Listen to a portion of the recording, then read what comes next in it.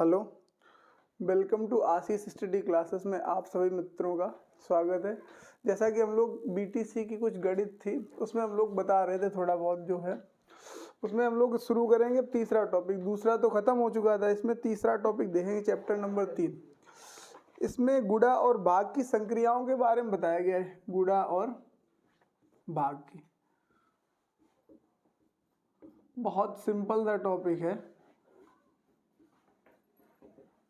इसमें सबसे पहले भाग से देखेंगे तो हम लोग भाग का एक फॉर्मूला पढ़ते हैं। भाज्य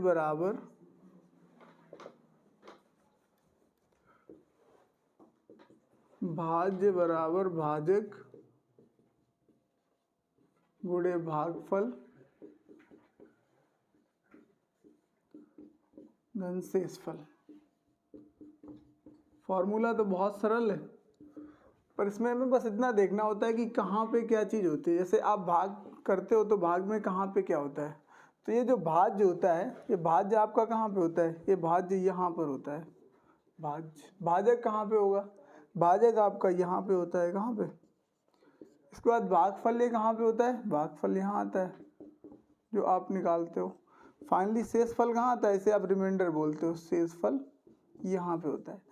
इसमें जैसे सवाल आते हैं भाज्य बराबर भाजक गुणे भागफल धन शेषफल से कुछ सवाल दिए जाते हैं, उन सवालों को हम लोग करेंगे। तो ये हमें पता होना चाहिए। अगर ये नहीं पता है तो कई बार हमें दिक्कत हो जाती है। तो इस तरीके का फॉर्मेट बन के तैयार होता है। इसके एक दो सवाल देखो। सबसे पहले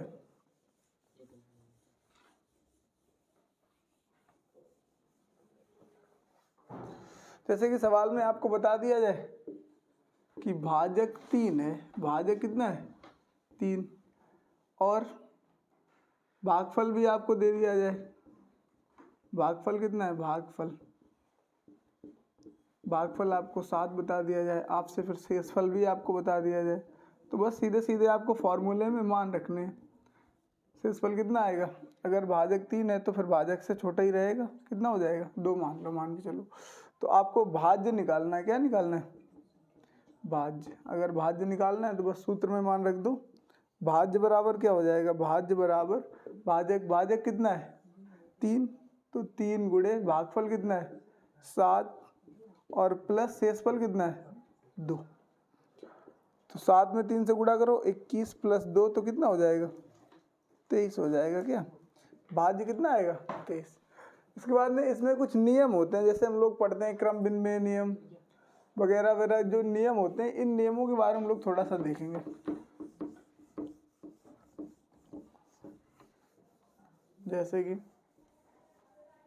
इसमें कई एक नियम दिए गए, उनके बारे में लोग थोड़ा समझ लेते हैं। इसमें दिया गया है गुणन का समवर्ग प्रगुण। गुणन का समवर्ग प्रगुण, इसका मतलब क्या है?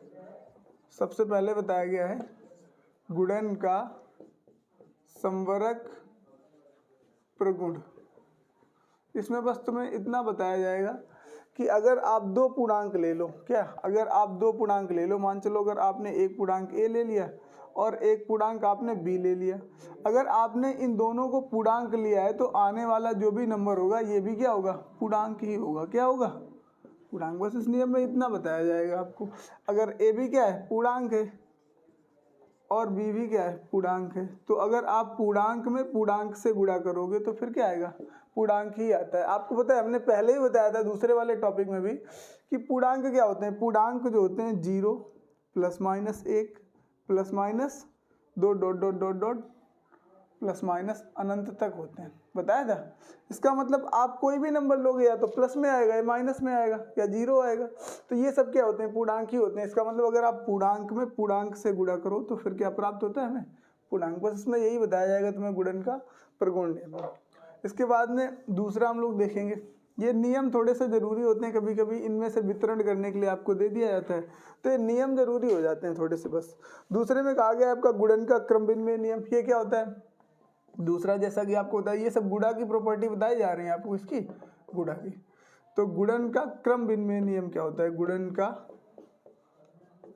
क्रम विनिमय नियम, इसमें क्या है? क्रम विनिमय नियम में भाई क्या, अगर मान लो आपने एक पूर्णांक ए माना और एक पूर्णांक बी माना, तो आप ए गुणे बी करो या बी गुणे ए करो, आंसर तो वही आने वाला है। सपोज दैट आपने ए का मान 5 ले लिया और बी का मान 3 ले लिया, तो ये नियम देखो है, लगता भी है कि नहीं लगता है। तो ए का मान कितना रखना है, एक बार आपको 5 और बी का मान 3, फिर बी का मान 3 और गुणे ए का मान 5। तो आंसर तो दोनों से वही आता है ना, दोनों तरफ मान कैसे आ रहे हैं बराबर। इसका मतलब गुणन का जो क्रम विनिमय नियम होता है ये सही होता है, ये बराबर में होता है। अगर ए गुणे बी या बी गुणे ए, ये दोनों आपस में कैसे होते हैं, बराबर। ये होता है आपका गुणन का क्रम विनिमय नियम। फिर इसके बाद में देखिए तीसरा नियम। फिर इसके बाद में एक नियम और दिया गया, शून्य का गुणन नियम। भाई शून्य का गुणन गुण। इसका मतलब क्या है, आप बस इतना सिखाना चाह रहे हैं तुम्हें कि शून्य से आप किसी नंबर में गुणा करोगे तो फिर क्या आएगा। मान चलो आपने पूर्णांक ले लिया ए, इसमें आपने शून्य से गुणा कर दिया है तो कितना हो जाएगा। आप ए नहीं, कोई भी पूर्णांक ले लो, दुनिया का कोई भी, आप कोई भी नंबर ले लो, अगर आपने किसी के भी साथ में आपने बहुत बड़ा नंबर एक ले लिया, आप फाइनली उसको 0 से गुणा कर दो तो कितना हो जाएगा। बस यही होता है शून्य का गुणन प्रगुण, ठीक है। फिर इसके बाद में हम लोग देखेंगे तीसरा। तीसरे में क्या है, तीसरे में आपको दिया गया है गुणनफल का तत्समक अवयव। क्या दिया गया है, गुणनफल का तत्समक अवयव। तत्समक से मतलब होता है आइडेंटिटी, मतलब एक से होता है। किससे होता है, एक से मतलब होता है। मान चलो अगर आपने ए के साथ में 1 से गुणा करो तो कितना आएगा, ए आएगा। आप चाहे 1 के साथ में ए का कर दो तब भी कितना आएगा, ए ही आएगा। इसका मतलब 1 गुणे 1 या 1 गुणे ए, बात तो वही है, आना क्या है, ए ही आना है। गुणनफल का तत्समक अवयव, इसका मतलब वो तुम्हें 1 से गुणा करना सिखाना चाहते हैं किसी भी पूर्ण संख्या के साथ में। जैसा कि हमने भी बताया आपको, अगर आप 0 से गुणा करोगे तो फिर क्या, 0 ही आता है। आप किसी के भी साथ में 0 से गुणा कर दो तो 0 हो जाएगा। अगर आपने किसी के साथ में 1 से गुणा किया है तो वही संख्या रिपीट हो जाती है। जो भी नंबर होता है, अगर आपने ए से किया तो ए के साथ में 1 का गुणा किया तो ए आ गया। यहाँ भी आप देख रहे थे 1 के साथ में ए का गुणा कर रहे हो, आना कितना है, ए ही आना है। बस वही, आप किसी के भी साथ में 1 से गुणा करो। मान के चलो आपने कोई बड़ी सी संख्या ले ली, 7 3 2 4 6, आपने 1 से गुणा किया वही आ जाएगी, 7 3 2 4 6। ये भी एक नियम होता है गुणन का तत्समक। तत्समक का मतलब ही होता है आइडेंटिटी। आइडेंटिटी का मतलब होता है क्या, एक, ठीक है। इसके बाद हम लोग अगला नियम देखेंगे।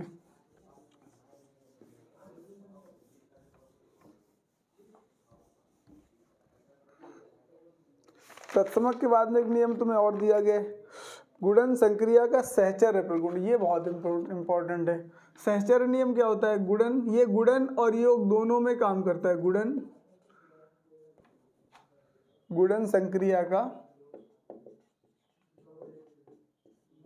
सहचर्य प्रगुण।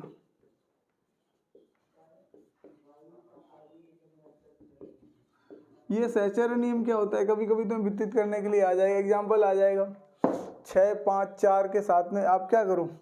जैसे सबसे पहले देखो, ये सहचर्य नियम होता क्या है, आपके पास में 3 पूर्णांक हैं, एक ए, एक बी और एक सी। तो सहचर्य नियम क्या होगा, सबसे पहले तो आप सबको लिख दो गुणा में, ए गुणे बी गुणे सी। बराबर में भी आप यही लिख दो, ए गुणे बी गुणे सी। तो फिर दिक्कत क्या है, एक बार आप इधर से ब्रैकेट लगा लो और एक बार आप इधर से, बस यही होता है सहचर्य नियम। गुणा करने पर दोनों के आंसर समान आएंगे। आप मान के चलो यहाँ पे एक एग्जाम्पल के रूप में संख्या ले लो, हमने एक संख्या 6 ले ली, एक 7 ले ली, एक 4 ले ली। यही नियम लगा के देखो आप गुणन का सहचर्य नियम। ये प्लस में भी कारगर है, आपका प्लस में भी काम करता है। तो यही संख्या आप लगा के देखो, 6 गुणे 7 और गुणा में 4। एक बार आप इधर से लगा लो, बराबर 6 गुणे 7 और गुणा में कितना है 4। एक बार आप कहाँ से, बाहर से लगा लो, गुणा करो, सबके सेम आएंगे, 6 7 42 गुणे 4। तो 6 गुणे 7 चौको 28, गुणा करो 4 दूनी 8, 4 चौको 16। इधर भी करोगे 28 का 6 के साथ में तो वही 168 ही आ जाएगा। ये हो गया तुम्हारा गुणन संक्रिया का सहचर्य प्रगुण। कौन सा, गुणन संक्रिया का सहचर्य प्रगुण। इसके बाद में देखिए, ये तुम्हारा प्लस में भी लागू होता है सहचर्य।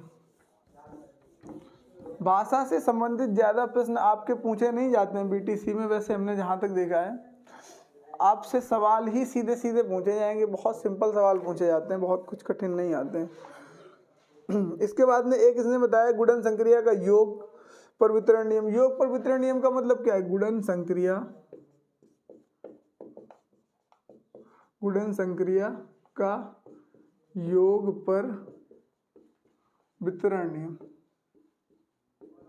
ये कैसे काम करेगा? देखो, योग पर वितरण नियम, मान के चलो आपने एक संख्या a ले ली, इसके साथ में तुम्हें गुणा करना है किसका? b प्लस c का। तो बस आप गुणा कर लो।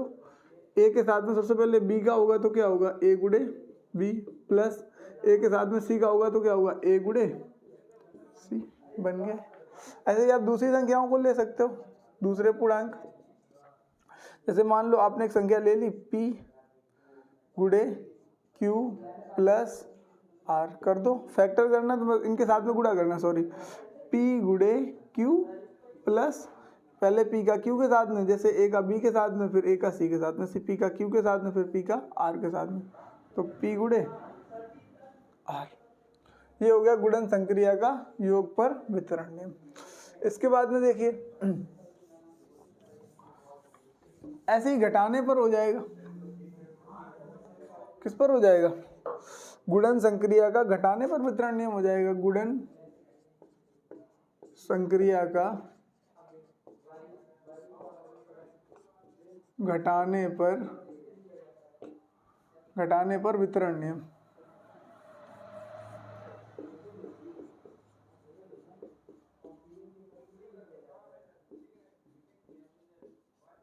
ये कैसे काम करेगा? घटाना होता है, इसमें क्या है भाई? मान चलो आपने एक टॉपिक लिया, जैसे सॉरी आपने होल नंबर्स ले लिए, a के साथ में क्या कर रहे हो? गुणा करना है b माइनस सी से, कर दो।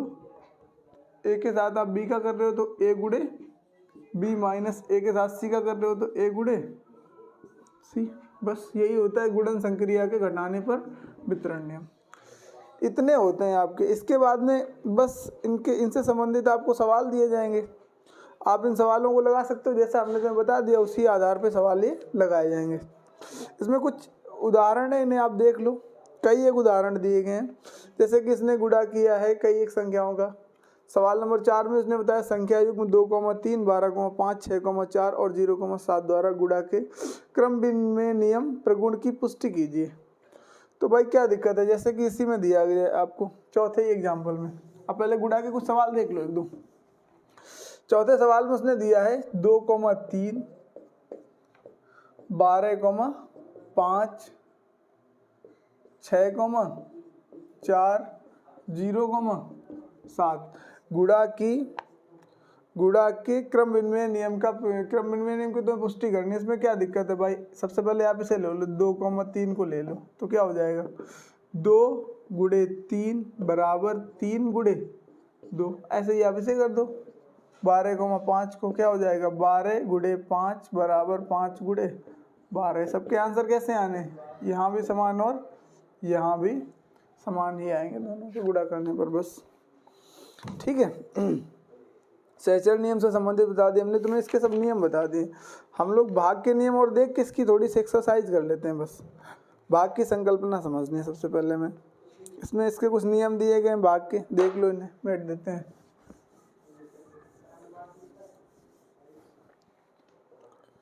भाग की संक्रिया में संबरक प्रगुण का परीक्षण। भाग संख्याओं में भाग की संक्रिया समझने से पूर्ण संख्याओं में, किसमें? पूर्ण संख्याओं में। अब अभी तक हम लोगों ने क्या गुणा सीखा, अब क्या सीखेंगे? भाग सीखेंगे। इससे पूर्ण संख्याओं में देखिए इसमें क्या होगा? जैसे कि हम लोगों ने गुणा में सीखे तैसे ही भाग में देख लो। भाग की संक्रिया में संबरक प्रगुण का परीक्षण करना है तुम्हें। क्या? भाग की संक्रिया में संबरक प्रगुण का परीक्षण करना है, मतलब आप भाग देने के लिए प्रयास करो। जैसे इसमें बताया गया एक पूर्ण संख्या को दूसरी पूर्ण संख्या से, वही है भाग की संक्रिया में संबरक प्रगुण का परीक्षण। संबरक प्रगुण का परीक्षण क्या? इसमें देखिए जैसा हमने तुम्हें गुणा में बताया था, आप किसी पूर्ण संख्या का पूर्ण संख्या के साथ में गुणा करोगे तो पूर्ण संख्या प्राप्त होती है। ऐसे ही होता है, आप अगर किसी पूर्ण संख्या का पूर्ण संख्या से भाग करो तो जो संख्या प्राप्त होती है वो भी क्या होती है, पूर्ण संख्या होती है। ये भी होल नंबर है, ये कैसी है, होल नंबर। ये भी कैसी है, होल नंबर, पूर्ण संख्या, तो ये भी क्या आएगी, होल नंबर ही आएगी। ठीक है, आप किसी संख्या पूर्ण संख्या में पूर्ण संख्या से भाग करो तो वही आती है। ठीक है, हमने पहले आपको बताया था पूर्ण संख्या और पूर्णांक संख्याओं में अंतर होता है। हमें लग रहा है अभी जो हमने बताया था वो आपको पूर्णांक बता दिया हमने। पूर्णांक और पूर्ण में अंतर होता है, हमने पहले ही बता दिया आपको, नंबर के बारे में जानकारी दे दी है। पूर्ण संख्या और पूर्णांक दोनों में हमने अंतर बताया था आपको। पूर्णांक और पूर्ण संख्या में अंतर क्या होता है, पूर्ण जो संख्याएं होती हैं प्राकृतिक संख्याओं से बनाई जाती है, जैसे 1 2 3 4 डॉट डॉट डॉट अनंत तक हमने बताई थी, ये तो थी प्राकृतिक। इसके साथ में आपने और जीरो को जोड़ दिया तो क्या बन गया, पूर्ण। पूर्णांक में क्या होता है, पूर्णांक में जो होता है 0 प्लस माइनस 1 प्लस माइनस 2, जैसा कि अभी हमने बताया था। शायद हमने पूर्ण की जगह पहले भी आपको पूर्णांक बता दिया था। तो पूर्णांक और पूर्ण में आप अंतर पहले से जानते हो, हमने आपको पहले भी बता रखा है। ठीक है, तो ये तुम्हारा हो जाएगा इसका कि मतलब कि भाग की संक्रिया में संवरक प्रगुण में क्या होता है कि आप अगर किसी पूर्ण संख्या में पूर्ण संख्या से भाग दोगे तो फिर पूर्ण संख्या ही प्राप्त होगी। ये था तुम्हारा पहला। दूसरे नियम में क्या है, शून्य से पूर्ण संख्या में भाग का परीक्षण। क्या होता है, शून्य से पूर्ण संख्या में भाग का परीक्षण। आपने भाग दिया होगा शून्य से पूर्ण संख्या में भाग का परीक्षण। ये क्या होता है मित्रों, इसमें होता क्या है, अगर मान चलो आप किसी पूर्ण संख्या को 0 से भाग करो तो ये आपने देखा होगा जब किसी संख्या के नीचे होता है ना तो ये अपरिभाषित आता है मान। क्या आता है, अपरिभाषित। क्या आता है, मतलब इसकी गणना आप नहीं कर सकते हो। बस यही है, किसी संख्या को 0 से क्या करना, भाग करना। ठीक है, इसके बाद में पूर्ण संख्याओं में 1 से भाग देना। 1 से भाग देने के लिए देखिए, पूर्ण संख्याओं में 1 से भाग देना, जैसे भी आपने 0 से दिया था। पूर्ण संख्याओं में 1 से भाग देना। क्या होगा इसमें, देखिए जब आप 1 से भाग दोगे, आप किसी संख्या में 1 से भाग देना चाहते हो पूर्ण संख्या, मान चलो आपने एक यही ले ली a/1। जब आप किसी पूर्ण संख्या में 1 से भाग देते हो तो वही संख्या आ जाती है। क्या होता है, जो संख्या दी होती है वही संख्या आपको मिल जाती है वापस से।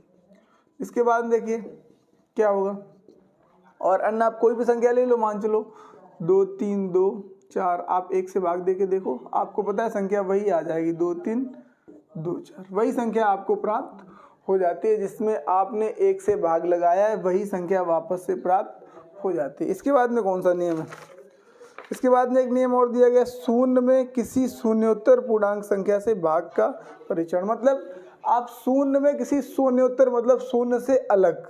देखिए पहले नियम लिख देते हैं, इसके बाद में बताते हैं आपको। फिर जैसा कि इसमें दिया गया, शून्य में किसी शून्योत्तर पूर्ण संख्या से भाग का परीक्षण।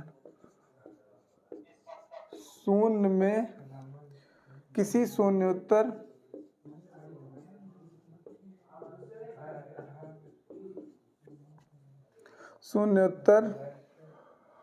पूर्ण संख्या से भाग का परीक्षण।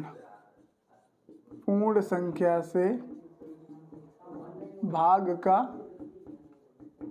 परीक्षण। इसमें क्या होगा, देखो जैसा कि बताया गया, शून्य में किसी शून्योत्तर, मतलब शून्योत्तर का मतलब ये होता है शून्य के अतिरिक्त कुछ भी हो, शून्य ना हो।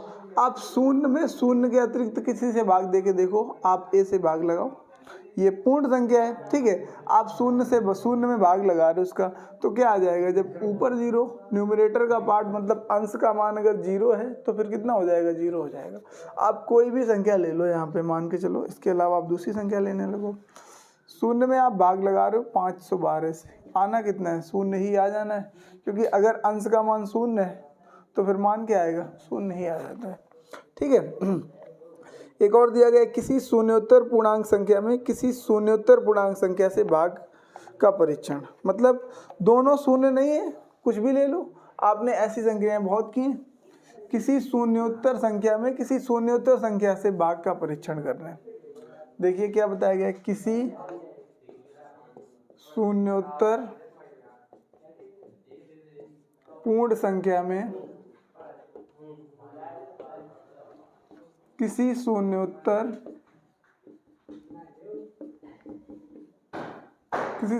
पूर्ण संख्या में किसी शून्योत्तर पूर्ण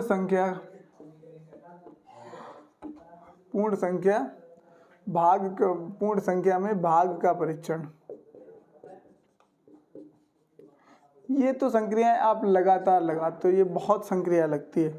आपने एक संख्या ले ली 4, ना तो ये शून्य है ना ये शून्य, शून्योत्तर का प्रयोग किया गया दोनों बार, मतलब ना तो आप न्यूमरेटर को शून्य कर सकते हो ना ही डिनोमिनेटर को शून्य कर सकते हो। न्यूमरेटर मतलब अंश और डिनोमिनेटर मतलब हर, तो आप भाग करोगे तो एक जो संख्या प्राप्त होगी ये भी एक पूर्ण संख्या प्राप्त हो जाएगी। जैसा कि आप a/b में भाग लगा लो, एक पूर्ण संख्या को एक पूर्ण संख्या से भाग किया जा रहा है। ये पहली वाली भी एक तरीके से प्रॉपर्टी है। मान चलो एक संख्या आएगी, जो वो भी संख्या आएगी, मान लो हमने मान लिया c आएगी, तो ये भी कैसी है, पूर्ण ही है। ठीक है, अब इसके बाद हम लोग इसकी सीधे सीधे एक्सरसाइज देख लेंगे। एक्सरसाइज में क्या क्या सवाल दिए गए हैं, प्रश्नावली देख लेते हैं बस, और कुछ नहीं। जितना बता दिया उसी से सारे सवाल आप लगा सकते हो इसकी BTC के। इसमें कई एक सवाल दिए गए हैं, जैसे हम लोग कुछ सवाल देख लें। इसमें सवाल दिए गए हैं, बिल्कुल सरल वाले सवाल हम नहीं करवाएंगे, जैसे बिल्कुल छोटे से गुणा हैं, छोटे से भाग हैं। हम लोग कुछ थोड़े सही सवाल करेंगे। जैसे एग्जाम्पल में दिया गया, सबसे पहले एग्जाम्पल में 12 नंबर का एग्जाम्पल दिया गया है। एग्जाम्पल में दिया गया 4 ब्रैकेट में 17 प्लस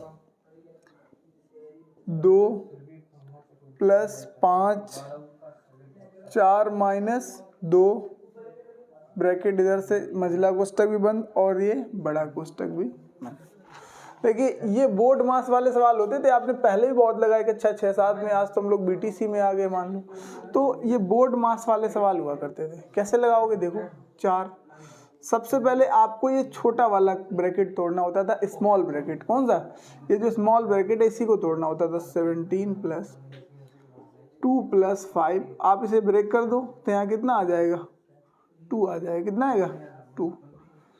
अब इसके बाद में आप इस वाले कोष्टक को तोड़ोगे, इसे मझला कोष्टक को, इसको शायद मिडिल ब्रैकेट बोलते हैं। सबसे पहले हम लोग इस ब्रैकेट को तोड़ेंगे। देखिए 4, यहाँ पे 17 प्लस, अब इसे तोड़ो तो आपको पता है पहले मल्टीप्लाई देन फाइनली ऐड करोगे। आप पहले गुणा करोगे, इसके बाद में जोड़ की संक्रिया करोगे। करो 2 प्लस 5 दूनी 10। अब हल करो 4 17 प्लस 10 और 2 ऐड करेंगे, यहाँ पे कितना हो जाएगा मित्रों, ये हो जाएगा तुम्हारा 12। अब इसे हल कर लो, 4 दोनों को ऐड करो, 7 2 9 1 1 2, बस गुणा कर दो आप। अब क्या बचा है, 4 इंटू 29, मल्टीपल करो कितना आएगा, 4 9 जा 36 और 4 2 जा 8, 8 और 3 11, 116 आ जाएगा। कितना आएगा, 116। ऐसे लगाया जाएगा तुम्हारा। इसके बाद में हम लोग एक सवाल और उदाहरण का देख लेते हैं। 15 नंबर सवाल, अच्छा सवाल है। ठीक है, इस तरीके से लगाया जाएगा तुम्हारा। 15 नंबर सवाल देखो क्या उदाहरण में, ठीक है सवाल। एग्जाम्पल में एक आपको और 15 नंबर सवाल दिया है। जो अच्छे सवाल हैं वही लगवाएंगे, आप बाद बाकी सवाल लगा लेना। 3abc minus 2ab square minus 5abc plus 3ab square, ये दिया गया है। आपको इसको हल करना है, सरल करना है मतलब। अब देखो ABC वाले ABC वालों के साथ में लिख लो, AB वाले सिर्फ AB वाले के साथ में लिख लो। लिखो तो 3abc के साथ में कौन आएगा, ये 5abc। इसके साथ में किसे लिखना है, 2ab स्क्वायर, इसके साथ में इसको ले आओ प्लस 3ab स्क्वायर। अब देखिए आप यहाँ पे घटा लो, एक प्लस का है एक माइनस का, तो माइनस का बड़ा है तो इसमें से क्या 2 बचा, माइनस का बड़ा है तो माइनस आगे लग जाएगा। यहाँ क्या बचा है, ABC, कितना बचा है, ABC था, तो यहाँ AB और C बचेगा। यहाँ पे देखो ये प्लस का 3 है, ये प्लस वाली वैल्यू बड़ी है, इसका मतलब प्लस में आएगी। तो 3 में 2 चले गए तो कितना बचा, 1 बचा, 1 लिखा नहीं जाएगा, ए बी का स्क्वायर। इससे पहले लिख दो प्लस वाली वैल्यू को, ए बी का स्क्वायर माइनस 2abc। हेलो, ठीक है।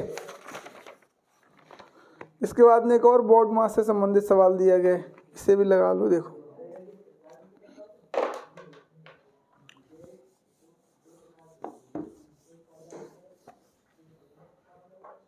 एक और सवाल दिया गया है, उदाहरण नंबर 16 में दिया गया है। किसमें? अच्छा सवाल है, देखिए 121 डिवाइड बाई 16 14 माइनस 3 और यहाँ पे ब्रैकेट लगा है 9 माइनस 6, मिडिल ब्रैकेट बंद और लार्ज ब्रैकेट भी बंद। ध्यान से देखो, हम लोग पहले एक बार तुम्हें इसका नियम बताते हैं। देखो जैसे हम लोग पहले करते थे बोर्ड मास, क्या करते थे, बोर्ड मास। कहीं कहीं आपको बोर्ड मास मिलेगा, कहीं कहीं वबोर्ड मास भी मिलता है, वी भी आगे लगा होता है। हालांकि सही यही है आपका, ये वी फॉर वर्णकुलम होता है। क्या होता है? वर्णकुलम। मतलब ये होता है आपका रेखा कोष्ठक। क्या होता है? आपको पता है सबसे पहले जो कोष्ठक तोड़ा जाता है वो रेखा कोष्ठक ही तोड़ा जाता है। इसके बाद में आप अन्य ब्रैकेट को हल करते हो। B for bracket. ब्रैकेट कई प्रकार के आते हैं। आपने कितने प्रकार के ब्रैकेट देखे? एक तो स्मॉल ब्रैकेट ये वाला, फिर ये मिडिल ब्रैकेट, फिर ये लार्ज ब्रैकेट। ये सब ब्रैकेट हम लोग तोड़ते हैं। 3 प्रकार के आते हैं, 4। ठीक है, ये हो गया तुम्हारा कोष्ठक से संबंधित। किससे? कोष्ठक। फिर इसके बाद में ऑफ, कहीं कहीं ऑफ ऐसे सवालों में आपने देखा होगा का लिखा होता है। क्या? का। तो का के स्थान पे हम लोग अपने मन से क्या कर देते हैं, गुणा लगा देते हैं। सबसे पहले इसी को हल करते हैं। जैसे क्रमबद्ध तरीके से दिए गए। D for division. क्या होता है? डिवीजन। डिवीजन का मतलब होता है भाग की संक्रिया। भाग के बाद में हम लोग मल्टीप्लिकेशन करते हैं। क्या? मल्टीप्लिकेशन मतलब तब हम लोग गुणा की संक्रिया को हल करते हैं। इसके बाद में फिर एडिशन। क्या करते हैं? पहले भाग, फिर गुणा, फिर एडिशन। क्या करते हैं? एडिशन की संक्रिया मतलब जोड़ की संक्रिया को हल करते हैं। फिर तब सबसे लास्ट में सब्ट्रैक्शन। सब्ट्रैक्शन की जो मतलब घटाना की संक्रिया है, इसको सबसे बाद में रखते हैं हम लोग। जैसे कि ये नियम से लिखे गए उसी तरीके से हल किए जाते हैं। इसमें बहुत सिंपल सवाल दिए हैं, ऐसे कोई बड़े सवाल दिए नहीं गए। कभी कभी क्या होता है, रेखा कोष्ठक देता है तो सबसे पहले हम लोग रेखा कोष्ठक को ही हल करते हैं। ये नियम लिखा मिलेगा आपको कई एक जगह पर, लेकिन ये वी नहीं लिखा मिलता है। ठीक है, तो सबसे पहले आप वी को, फिर ब्रैकेट, तब फिर ऑफ मतलब का, फिर डिवीजन मतलब भाग, उसके बाद में गुणा, मल्टीप्लिकेशन, फिर एडिशन मतलब जोड़, तब सबसे लास्ट में सब्ट्रैक्शन मतलब घटाना की संक्रिया को हल करते हैं हम लोग। आप सबसे पहले सवाल देखो, जैसा कि लिखा गया इसी आधार पे हल कर लो। आप लोग लिख लो इसे। सबसे पहले क्या बताया गया, ना तो रेखा कोष्ठक है तो फिर क्या ब्रैकेट आया। ब्रैकेट में क्या आया, ये वाला स्मॉल। तो 9 में 6 सब्ट्रैक्ट करोगे कितना बचेगा, 3। मल्टीपल में कितना आया, 3। यहाँ पे क्या लगा है, मिडिल, ये तुम्हारा मिडिल ब्रैकेट, सबसे लास्ट में लार्ज ब्रैकेट। यहाँ पे कितना है 14, यहाँ पे 16, यहाँ पे कितना है 121। अब ये गुणा वाली संक्रिया कर लो, इसके बाद में घटाना करो, तब ये मिडिल ब्रैकेट तोड़ो। तो 121 डिवाइड बाई 16 माइनस 14। पहले हम लोग गुणा करेंगे, 3 3 9। फिर इसके बाद हम लोग ये मिडिल ब्रैकेट तोड़ेंगे। 121 डिवाइड बाई 16 माइनस, इसे तोड़ो, यहाँ कितना बचा, 5 बचे। कितना, 5। अब ये कौन सा लार्ज ब्रैकेट यहाँ तुम्हारा लगा है, तो 121 डिवाइड बाई, ये भी घटा दो तो कितना बचा, लार्ज ब्रैकेट तोड़ दो, 11। इसका मतलब 121 डिवाइड बाई 11, काटो कितनी टाइम्स, 11 बन जाए 11 और 11 बन जाए, आ गया आंसर आपका। ठीक है, अब इसके बाद हम लोग कुछ प्रश्नावली में सवाल दिए गए हैं उन्हें देख लेते हैं। कुछ भाषा वाले सवाल हैं हमने पहले ही तुम्हें बता दिए हैं, वो छोड़ देंगे, और जो सवाल हैं उन्हें देख लेते हैं। भाषा वाले सवाल आपको लघुत्तरी, अति लघुत्तरी में आपको भाषा वाले सवाल मिलेंगे। फिर क्रियात्मक दिए गए हैं, गुणा करने, क्रियात्मक के पहले आपको गुणा करने के लिए दिए गए हैं, तो गुणा भी आप लोग कर लेना। इसके बाद में भाग करने के लिए दिए हैं, भाग भी आपको आते होंगे। बहुविकल्पियों को सवाल दिए गए हैं, जैसे इन्हें देखो, इसमें दिया गया शून्य केवल है एक। शून्य क्या है, पूर्णांक है, अपूर्णांक है, परिमेय है, अपरिमेय है। शून्य क्या है, शून्य तो तुम्हें पता है कि पूर्णांक पूर्ण संख्या में आता है, तो इसका मतलब क्या हो जाएगा, परिमेय संख्या हो जाएगी। क्या हो जाएगी, परिमेय संख्या। शून्य शून्य जो है, शून्य हालांकि आपने इसको कहाँ ऐड किया था, पूर्णांक मतलब इंटीजर में आपने ऐड किया था, तो इसमें सबसे पहला क्या दिया गया है, पूर्णांक, तो यही आपका सही हो जाएगा। पूर्णांक क्यों सही होगा, पूर्णांक इस वजह से होगा क्योंकि आपने देखा था जो इंटीजर थे वो 0 प्लस माइनस 1 से शुरू हो रहे थे, इसका मतलब उसने कहा शून्य क्या है, शून्य पूर्णांक है। पहला वाले का क्या हो जाएगा, पूर्णांक। दूसरे में क्या कहा गया, दूसरे सवाल में दिया गया सबसे छोटा पूर्णांक है। सबसे छोटा पूर्णांक अभी आपने देखा कितना होता है, शून्य ही होता है। सबसे छोटा पूर्णांक आप इसे डिसाइड नहीं कर सकते हो, क्यों, आपने देखे थे इस तरीके से अगर आप लिखो तो 0 plus minus 1 plus minus 2 plus minus 3 dot dot dot अनंत तक। इसका मतलब आप यहाँ से देखो तो ये 0 से भी छोटा हो जाता है कौन, माइनस 1, इससे भी छोटा माइनस 2 माइनस 3 डॉट डॉट अनंत तक आएंगे हम लोग, माइनस अनंत तक। ऑप्शन में तुम्हें क्या दिया गया, पहले ऑप्शन में शून्य, शून्य से तो छोटा और भी पूर्णांक मिलता है, इसका मतलब ये नहीं हो सकता है। फिर एक तो इससे बड़ा पूर्णांक है, इसको भी नहीं लोगे। फिर क्या है, माइनस 1, इससे भी छोटे पूर्णांक आपने देखे हैं, इसका मतलब ये भी नहीं, तो कौन सा, इनमें से कोई नहीं। अगर आपको माइनस अनंत मिल जाता तो फिर ये सही हो जाता, पर लेकिन ये दिया नहीं गया, तो फिर इसका आपने कौन सा ऑप्शन सही कर लेना है, इनमें से कोई नहीं, द वाला ऑप्शन सही है तुम्हारा, इनमें से कोई नहीं। इसका कौन सा सही था, पूर्णांक मतलब आ वाला। तीसरे सवाल में देखो क्या दिया है, शून्य का विपरीत होता है, ऐसा क्या है, शून्य का विपरीत क्या होगा, एक ऐसा सवाल है भाई, शून्य का शून्य विपरीत तो नहीं हो सकता है, एक, इनमें से कोई नहीं, ये भी एक ऐसी सवाल है, कोई भी नहीं, इसका मतलब द वाला सही हो जाएगा, वही जो कोई भी नहीं। चौथे सवाल में क्या दिया गया, क्रमागत दो पूर्णांकों का अंतर होता है। क्रमागत दो पूर्णांकों का मतलब आपने एक पूर्णांक ले लिया 3, फिर एक पूर्णांक ले लिया 4, तो उसने कहा इनके बीच में अंतर, आपको पता है अंतर कभी ऋणात्मक नहीं आता, तो आप हमेशा बड़े में से छोटे को घटाओ तो अंतर कितना आएगा, 1। इसका मतलब अगर दो क्रमागत पूर्णांक लिए, क्रम में आने वाले, क्रम में आने के लिए आप क्या करते हो, जैसे आपने 3 लिया था तो इसके आगे आने वाला क्या होगा, 1 जोड़ दो तो कितना हो जाता है 4, तो 1 3 और 1 4। ऐसे क्रम में आने वाले चाहे आप जितने पूर्णांक ले लो, उन सभी के बीच का अंतर कितना आएगा, 1 ही आएगा। कौन सा ऑप्शन सही है, इसका ऑप्शन नंबर ब सही है, 1 सही है आंसर, कितना 1। इसके बाद में फिर दिया गया है 5 नंबर दिया गया, किसी पूर्ण संख्या में से शून्य घटाने पर प्राप्त होती है।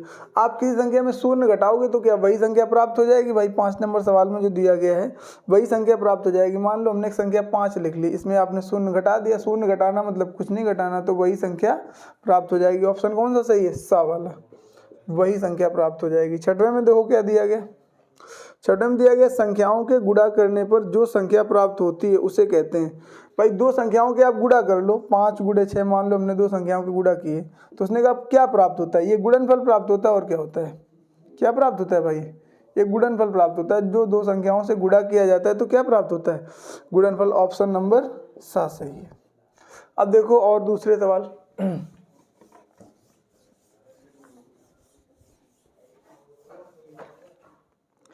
इसके बाद में दिया गया सवाल नंबर 7, यदि 4 को 8 से गुणा किया जाए तो कितना होगा। ये भी कोई पूछने वाली बात है भाई, 4 गुणे 8 तो कितना हो जाएगा, सीधे सीधे 32। छोटे छोटे सवाल आपको दिए जाते हैं इसमें। सवाल नंबर 7 का द सही है। इसके बाद में 8 नंबर में क्या दिया गया है, देखो, यदि प्रत्येक छात्र को 2 आम दिए जाएं तो 8 आम कितने छात्रों को मिलेंगे। भाई आम कितने, 8, एक छात्र को कितने मिलते हैं, 2, तो भाई 4 मिल जाएंगे, कितने मिल जाएंगे। यदि प्रत्येक छात्र को 2 आम दिए जाएं तो 8 आम में कितने छात्रों को मिलेंगे, 4 छात्रों में बट जाएंगे। कितने छात्रों में, 4 छात्रों में इन 8 आमों को बांटा जा सकता है। ऑप्शन कौन सा सही है इसका, इसमें ऑप्शन नंबर आ सही है, आ। ठीक है, फिर 9 नंबर में देखो दिया गया, 9 में दिया गया 4 भाग 12। इसका मतलब 4 बटे 12, 4 से काटो कितनी बार, 1 बटे 3। और ऐसा आपको कोई भी ऑप्शन नहीं दिया गया, मतलब इसका मतलब ऑप्शन क्या है, गलत। उसने एक ऑप्शन 3 जरूर दे दिया है, तो 3 तो तब सही होगा जब आप 12 भागे कितना कर दो 4, मतलब 12 बटे 4, तो काटते तब कितना सही हो जाता 3। इसका मतलब इस सवाल का ऑप्शन क्या है, गलत है। इसके बाद में अगला सवाल देखिए 10वां,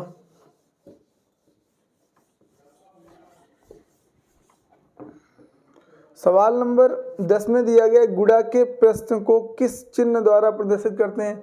अरे भाई गुणा को गुणा से प्रदर्शित करोगे, कौन सा ऑप्शन सही है, सा वाला 10 नंबर का। फिर 11 में देखो, 11 में दिया गया 8/9 प्लस माइनस 4/9। भाई प्लस गुणे माइनस गुणा करो कितना हो जाएगा 8/9, तो प्लस गुणे माइनस माइनस 4/9। दोनों के हर आपस में कैसे हैं, समान, तो ऊपर जो दिख रहा है वही हो जाएगा। क्या दिख रहा है 8 - 4, मतलब 8 में 4 गए 4/9, यही आंसर है तुम्हारा 4/9, ऑप्शन नंबर द। ठीक है, इसके बाद सवाल नंबर 12 देखिए। सवाल नंबर 12 में देखो क्या दिया गया है। सवाल में कहा गया a + b गुणे a - b। ये तो आपको पता है फॉर्मूला होता है, क्या होता है, फॉर्मूला होता है। एक में a + b और एक में a - b, ये फॉर्मूला होता है a² - b² का। अगर इन्हें आप गुणा भी करोगे तब भी ये सिद्ध हो जाएगा। a के साथ आप a से गुणा करो, क्या आएगा a², इसका इसके साथ में, फिर इसका किसके साथ में, b के साथ में, तो -a × b। फिर आप इसका करो इसके साथ में, तो प्लस b गुणे a, तो क्या हो जाएगा ab, और प्लस गुणे माइनस, तो -b गुणे b, तो b², मतलब प्लस का है b माइनस का भी कट गया, तो आया कितना a² - b²। कौन सा ऑप्शन सही है, वैसे फॉर्मूला भी होता है आपका, वाह ऑप्शन सही है इसका। सवाल नंबर 13 में देखो क्या दिया गया, 3/2 का गुणात्मक प्रतिलोम। क्या चाहिए, आपने एक योगात्मक प्रतिलोम पढ़ा था और एक गुणात्मक प्रतिलोम पढ़ा था, दोनों में अंतर क्या है, गुणात्मक प्रतिलोम। गुणात्मक प्रतिलोम सीधा सीधा होता है, अगर 3/2 है तो आप इसका गुणात्मक प्रतिलोम निकालोगे तो कितना हो जाएगा, आप गुणा कर दो इसी में, 2/3 से पलट कर दो, काट दिया तो कितना आएगा 1। वैसे गुणात्मक प्रतिलोम क्या पलट जाता है, तो इसका गुणात्मक प्रतिलोम अगर देखा जाए तो जो संख्या है क्या हो जाती है, पलट जाती है। इसका मतलब 2/3 हो जाता है, कितना हो जाएगा 2/3। कौन सा ऑप्शन दिया है 13 का ऑप्शन नंबर द, हालांकि गलत है, 2 का ये गुणात्मक प्रतिलोम कितना हो जाएगा 2/3। देखो एक होता है योगात्मक प्रतिलोम, एक होता है गुणात्मक प्रतिलोम। योगात्मक प्रतिलोम में क्या होता है, अगर संख्या में माइनस लगा है तो हटा लेते हैं और नहीं लगा है तो फिर लगा देते हैं, बस इतना होता है। और गुणात्मक प्रतिलोम में संख्याओं को पलट देते हैं, जो ऊपर है नीचे, नीचे वाली को ऊपर, मतलब डिनोमिनेटर को न्यूमरेटर के साथ में और न्यूमरेटर को डिनोमिनेटर के साथ में संख्याओं को बदल दिया जाता है आपस में, बस ये हो गया आपका गुणात्मक प्रतिलोम। लास्ट में एक सवाल और दिया गया 14 नंबर सवाल, इसको और देख लो। a b - 2a गलत दिए हैं इनमें कई, एक सवाल आपको 2 सवाल उसने गलत दिए थे।